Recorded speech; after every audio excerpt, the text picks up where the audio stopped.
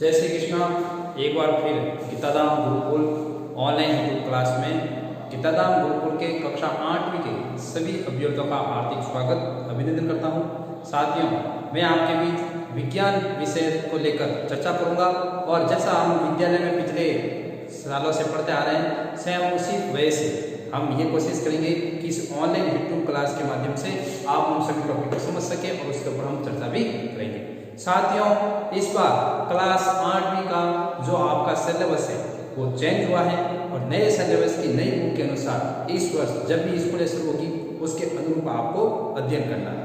एक बार किताब के ऊपर और उसके अंदर क्या क्या टॉपिक जुड़े हैं, कुछ टॉपिक आपने अपने घर पर अभी जो पुराने बड़े भाई की या जो पिछली कक्षा में आपके कोई साथी भाई पढ़ चुके हैं उनकी किताब वगैरह आपके पास होगी, आपने देखी भी होगी। फिर भी एक बार मोटे मोटे रूप में अध्ययन कर लेते हैं, देख लेते हैं कि कौन कौन से टॉपिक जुड़े हैं और जब भी स्कूलें खुलेगी और राज्य सरकार की जो गाइडलाइन आएगी सिलेबस को लेकर उस पर हमारी चर्चा का भी कैसा रहेगा उसके अनुरूप भी हम थोड़ा सा देख लेते हैं।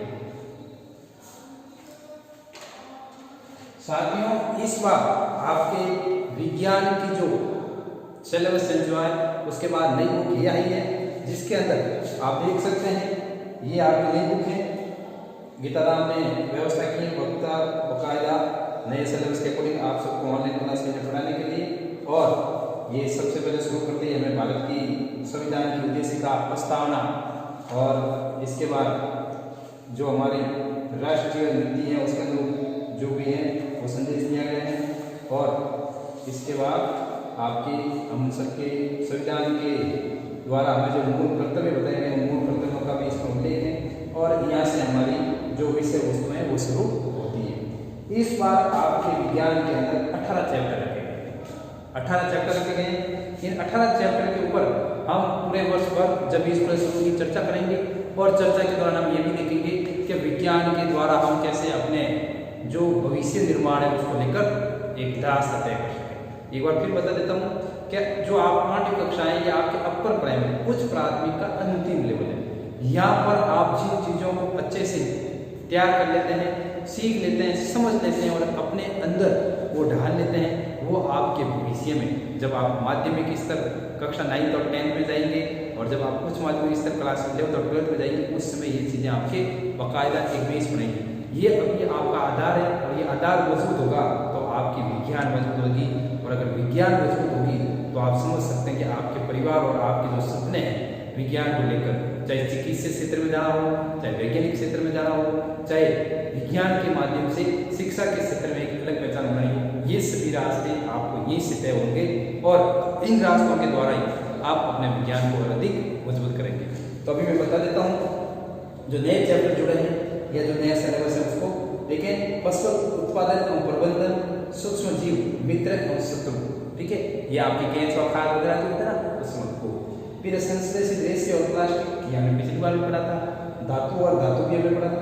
कोयला और पेट्रोलियम, दहन और ज्वाला, ठीक है, दहन का मतलब धुआं ना निकले अंदर ही अंदर किसी वस्तु को जलाना हो और ज्वाला का मतलब उसकी आग की लपट बाहर की ओर दिखेगी। फिर पौधे और जंतुओं का संरक्षण, किस प्रकार हम पर्यावरण संरक्षण के द्वारा पौधे और जंतुओं का संरक्षण कर सकते हैं। विलुप्त प्रजाति या जो रेड डाटा लाल पुस्तक के अंदर जो है नाम उनको सुरक्षित दे सके, उनकी सुरक्षा कर सके। फिर आपके रहेगा कोशिका संरचना कार्य, इंपोर्टेंट टॉपिक है, ठीक है। कोशिका की संरचना, कोशिका के कार्य के बारे में प्राथमिक मतलब बहुत ही छोटे लेवल से यहाँ पर पढ़ेंगे और यहाँ पढ़ लिया तो आगे 9, 10, 11, 12 में इससे संबंधित जब इसका मेन मुख्य संरचना आएगी उसमें आपको इसका बेस पता रहेगा। फिर है जंतुओं में जनन, जन्म की क्रिया, लैंगिक अलैंगिक और बात की बात हो तो काई जन्म वगैरह, तो जन्म की क्रिया। फिर किशोर अवस्था की जो अवस्था पड़ रही है, देखो मैंने कहा ना कि प्राइमरी अब उच्च प्राथमिक का आपका अंतिम लेवल है तो आप इसके बाद किशोर अवस्था में चले जाओगे तो उस किशोर अवस्था के अंदर क्या परिवर्तन आते हैं हमारे शरीर में, हम क्या वातावरण परिवर्तन देखते हैं, किसी दूसरे प्रति हमारा आकर्षण कैसा रहता है, उनके प्रति हमारा व्यवहार कैसा रहता है, ये आपके किशोर अवस्था के अंदर जो हमारा अध्याय 10 है इसके बारे में चर्चा करेंगे। फिर बल एवं दाब, ठीक है, विज्ञान का टॉपिक भौतिक विज्ञान से संबंधित बल और दाब के बारे में पढ़ेंगे। घर्षण, ठीक है, किसी चीज का रगड़ होना, जैसे कि मैं मान लो आपको टेबल को ऐसे घिसते हुए ले जा रहा हूँ तो जो आवाज आती है ना वो आवाज घर्षण है। फिर है ध्वनि, ध्वनि की प्रबलता, ध्वनि के बारे में पढ़ेंगे। फिर है विद्युत धारा के रासायनिक प्रभाव। जो विद्युत धारा हम टीवी पंखे वगैरह जो भी देखते हैं इनकी अंदर विद्युत धारा है उसका रासायनिक प्रभाव क्या होता है वो पढ़ेंगे। फिर कुछ प्राकृतिक पूरी घटनाएं जैसे कि भूकंप है, चक्रवात है, अतिवृष्टि है और अल्पवृष्टि है, ओलावृष्टि है, ठीक है, आपके ये क्या बोलते हैं सर्दियों के अंदर मावट है, इन सब के बारे में भूस्खलन है, ठीक है, बिजली का कड़कना है, इन सभी प्राकृतिक पूरी घटनाओं के बारे में पढ़ेंगे। फिर प्रकाश के बारे में भी पढ़ेंगे, प्रकाश की तीव्रता, प्रकाश का प्रकीर्णन सब, ठीक है। फिर तारे और सौर परिवार के बारे में, ठीक है, जो सौर मंडल है चंद्रमा, सूर्य और उसके निकट के जितने भी जो आकाशीय पिंड है उन सब के बारे में पढ़ेंगे। और फिर है लास्ट में आपके वायु तथा जल का प्रदूषण। वर्तमान समय में वायु और जल प्रदूषण किस प्रकार बढ़ रहा है इसके बारे में भी चर्चा करेंगे, ठीक है। तो ये आपके 18 अध्याय रहेंगे और इस बुक के अनुसार हम इन 18 अध्याय का विस्तृत रूप से चर्चा करेंगे और ये चर्चा ही हमारे इस 8वीं क्लास के विज्ञान का सिलेबस है। और इस सिलेबस को अगर हम अच्छे तरीके से करते हैं तो आप मान के चलो कि आप एक अच्छे विज्ञान के स्टूडेंट के रूप में अपनी सर्वाधिक व्यवस्था को बना लेंगे और बनाने के साथ ही आप अपने आप को स्वयं को एक अच्छे से तैयार कर लेंगे। अब देखिए साथियों हमारा टॉपिक,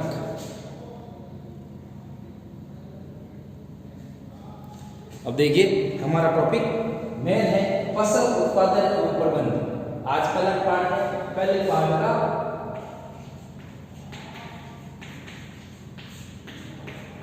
अध्याय फसल उत्पादन और प्रबंधन के बारे में हम पढ़ेंगे कि किस प्रकार फसल का उत्पादन और प्रबंधन करते हैं। तो सीधी सी बात है, देखो हम सभी जो इस परिस्थिति में रहने वाले हम सभी किसान परिवार से बिलोंग करने वाले लोग हैं। हो सकता है मैं डायरेक्ट खेती का काम नहीं करता हूँ लेकिन मेरे परिवार ने कभी खेती तो की होगी, ठीक है। और आप सभी इस परिस्थिति में रहने वाले सभी किसान परिवार के लोग हैं, सबके घर पर खेती बाड़ी का काम होता है। तो फसल उत्पादन हमारे द्वारा अपने जीवन के अंदर जन्म से लेकर अब तक का जो जीवन जिया है और जहाँ परंपरा से परंपरा रहे हैं वह हम अलग अलग फसल उत्पादन के बारे में देखते हैं। जैसे वर्षा ऋतु के समय घर वालों को देखते हैं कि बाजरे की फसल, रायडे की फसल, ठीक है, उसके साथ सहायक फसलें वगैरह लगाते हैं, ठीक है, सर्दियों के अंदर आने वाली फसलें और सर्दी और गर्मियों के अंदर आने वाली फसलें और कुछ जायद फसलें जिनको हम पढ़ते हैं खरीफ, रबी, जायद फसलें, ठीक है। कई किसान हैं जो आर्थिक रूप से या व्यावसायिक रूप से खेती करते हैं, जैसे कि वो विभिन्न प्रकार के जैसे गुलाब है या जो पुष्प की खेती करते हैं जहाँ से हमेशा का आर्थिक लाभ होता है। कई किसान हैं जो पुश्तैनी खेती करते आ रहे हैं जिसको हम साउंड फसलें बोलते हैं। बरसात के आधार पर बाजरी हो, गवार हो, मूंग हो, मोट हो, ये सभी फसलें इनका उत्पादन कैसे होता है, इनके उत्पादन के दौरान हम कौन कौन सी प्रक्रियाओं को देखते हैं, ठीक है। और उत्पादन के बाद इसकी कुटाई कैसे होती है, इसके बाद इसको किस तरह से निकाला जाता है, फसल से बीज कैसे प्राप्त किया जाता है, फसल के ऊपर कौन कौन सी विभिन्न प्रकार की दवाइयों का छिड़काव किया जाता है, फसल को चारों ओर सुरक्षा कैसे दी जाती है, ठीक है। इन सब के बारे में हम इस अध्याय में पढ़ेंगे। तो ये हमारा फसल उत्पादन का प्रबंधन का सीधा मतलब है कि आपने अपने खेत के अंदर बाजरे की फसल लगी।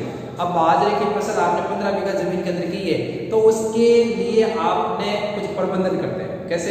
सबसे पहले खेत के चारों ओर, ठीक है, तारबंदी का घेराव करते हैं ताकि कोई जंतु वगैरह आके फसल को चौपट ना करे। फिर जब आप फसल को मतलब फसल बुआई करते हैं उसके बाद जो खरपतवार आते हैं आप उसको समय समय खरपतवार को निकालते हैं ताकि हमारी फसल को मिट्टी के अंदर के सभी पोषक तो हमारी फसल को पूर्ण रूप से मिले और उसके ऊपर अच्छे से बीजों का निर्माण हो, ठीक है। और फिर प्रबंधन वाली फसल की कटने के दौरान भी ध्यान रखते हैं बीजों के वगैरह को।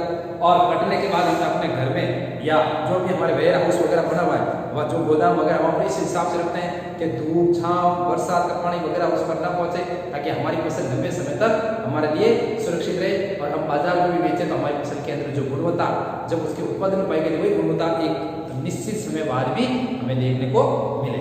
ये आपके फसल उत्पादन से संबंधित आपका टॉपिक है जिसके ऊपर हम विस्तृत चर्चा करते रहेंगे, ठीक है। अब फसल की बात करें तो सबसे पहले हम देखते हैं कि जो फसल है उससे हमें क्या मिलता है? भोजन। तो सभी जीवों के लिए भोजन एक आवश्यक अवयव है, ठीक है। सभी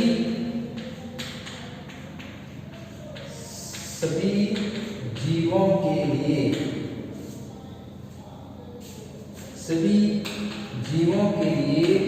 भोजन,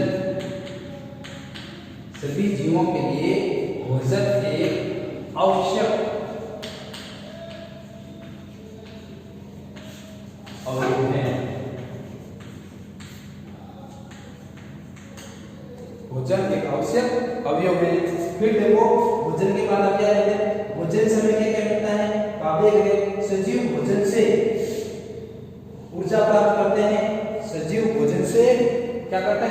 ऊर्जा प्राप्त करते हैं। ठीक है, आप इसको भी इसके अंदर लिखिए, सजीव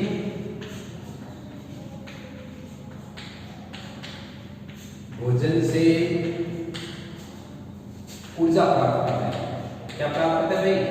ऊर्जा प्राप्त करते हैं।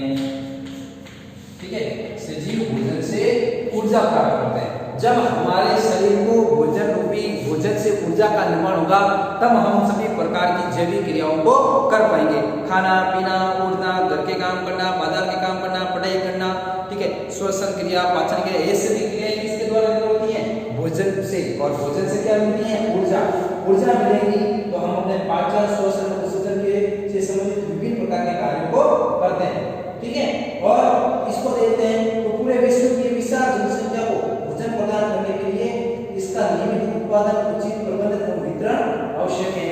जो दुनिया की विशाल जनसंख्या है, विशाल जनसंख्या को आज विश्व 7 अरब के ऊपर विश्व की जनसंख्या है। इस 7 अरब से ऊपर की जनसंख्या को भोजन प्राप्ति के लिए जो आवश्यक अवयव है, भोजन प्राप्ति के लिए क्या करना होगा? आपको भोजन प्राप्ति के लिए एक नियमित और एक समय अंतराल और एक व्यवस्थित ढंग से फसल का उत्पादन करना पड़ेगा ना, भोजन बनाना पड़ेगा। तो भोजन बनाना पड़ेगा तो सब क्या बोलते हैं? एक नियमित उत्पादन, उचित प्रबंधन एवं वितरण आवश्यक है।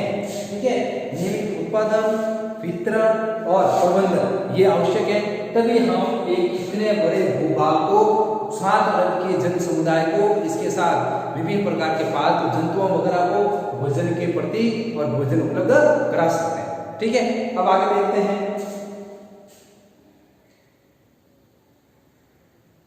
अब देखते हैं, जब एक ही किस्म के पौधे किसी स्थान पर बड़े पैमाने पर उगाए जाते हैं तो इसे फसल कहते हैं। इसको लिख लीजिए, जब एक ही किस्म के पौधे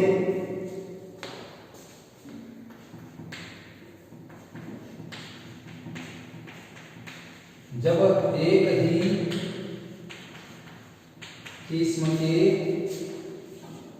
एक ही किस्म के पौधे किसी एक भूभाग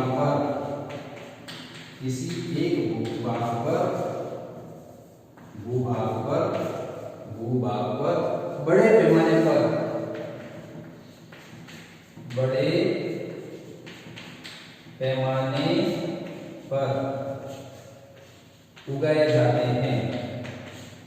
उगाए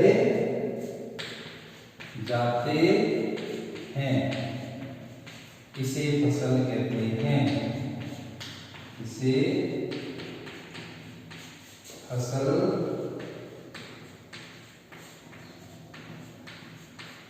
इसे फसल कहते हैं। उदाहरण में आप सब देख रहे हैं, सबसे पहले बाजरा, ठीक है, गेहूं, सरसों, ठीक है, मूंगफली,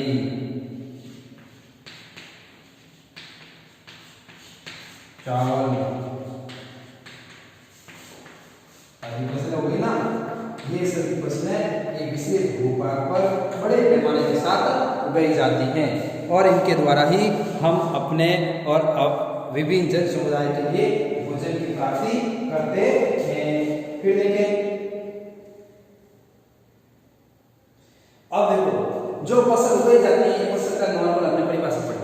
अब हर फसल है वो अलग अलग वातावरण के अनुसार उगाई जाती है। जैसे कि कुछ फसलें सर्दी ऋतु में होती हैं, कुछ फसलें ग्रीष्म ऋतु में होती हैं, कुछ फसलें जो ये बरसात का मौसम होता है इसमें होती हैं, कुछ फसलें हैं जो गर्मी और बरसात बसंत ऋतु होता है उसमें होती हैं। मतलब एक फसल चक्र चलता है जो समय अंतराल के अनुसार सर्दी गर्मी के अनुसार फसलें उगाई जाती है। फसलों के इस समय अंतराल में उगाए जाने के आधार पर फसलों को वर्गीकृत किया गया है, ठीक है, जिसको हम रबी, आपके खरीफ और जायद ये फसलें बोलते हैं। इनके आधार पर इन फसलों को प्रमुख रूप से अलग अलग भागों में बांटा गया है। ठीक है, आप इसको लिख भी सकते हैं कि जिस मौसम में वो उगाए जाते हैं उसके आधार पर हम फसलों का वर्गीकरण करते हैं। फिर देखो,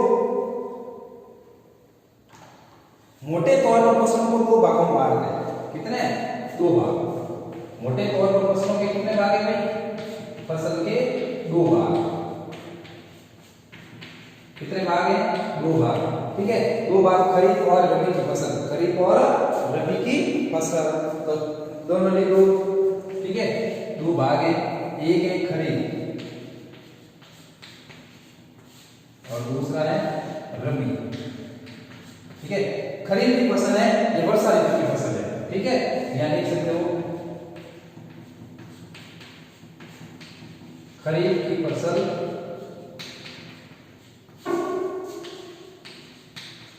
वर्षा ऋतु की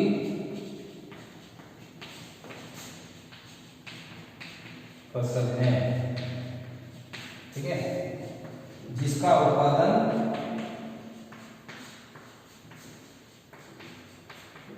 कब से कब होता है, बरसात तक होती है, जून से सितंबर तक अभी तक चल रही है ना, ठीक है। जिसका उत्पादन जून से सितंबर माह तक, जून से सितंबर माह तक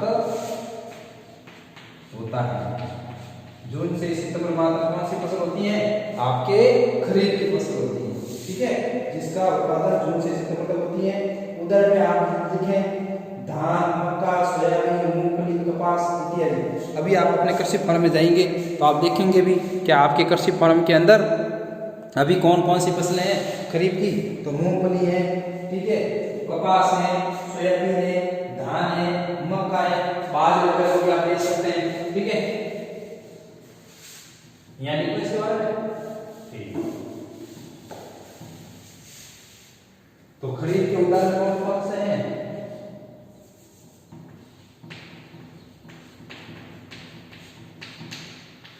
खरीफ फसल, ठीक है। उदाहरण बता दिया कैसे होती है, उदाहरण में आपके सबसे पहले मूंगफली, अभी आप अपने खेत के अंदर जाएंगे मूंगफली देखेंगे आप, ठीक है। कपास, ये भी आप बड़ी मात्रा में देखेंगे, धान, ठीक है, मूंग, ठीक है, मोठ, बाजरा, ये सभी आपकी कैसी फसल है, खरीफ की फसल है। कैसी फसल है, खरीफ की। और एक सोयाबीन और मक्का भी होता है इसमें, ठीक है, वो भी देख लीजिए, सोयाबीन और मक्का,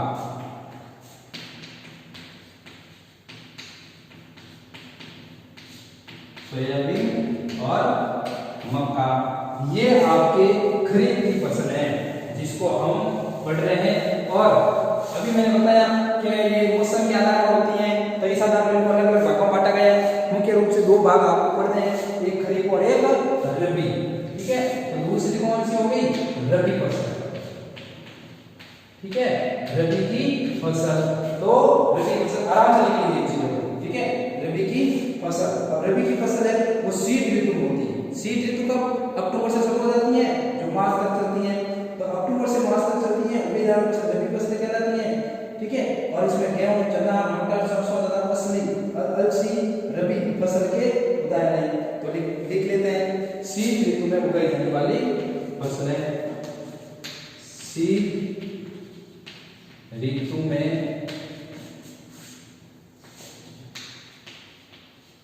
अक्टूबर से मार्च तक, मार्च तक रखने की सब्जी होती है ना, होने के बाद, ठीक है, सर्दी खत्म होती है। शीत ऋतु में अक्टूबर से मार्च तक उगाई जाने वाली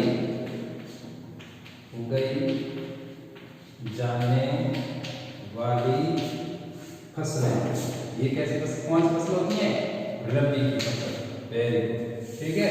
अब रबी की फसल के उदाहरण भी देख लेते हैं, रबी की फसल के कौन कौन से उदाहरण है, ठीक है। सबसे पहला आपके बड़े बच्चों में गेहूं है, चना है, मटर है, सरसों है, गेहूं, चना, मटर, सरसों, ठीक है। इसको ऐसे याद कर लें, दो ऑप्शन देखो, ठीक है, यहाँ भी दो नहीं है, गेहूं, चना, मटर, सरसों, ठीक है।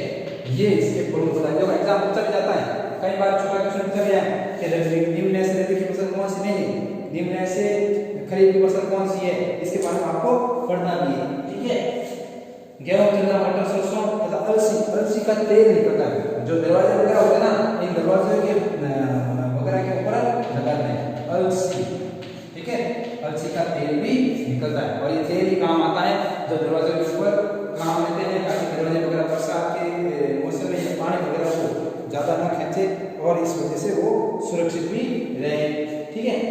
ये है आपके इन फसलों के बारे में।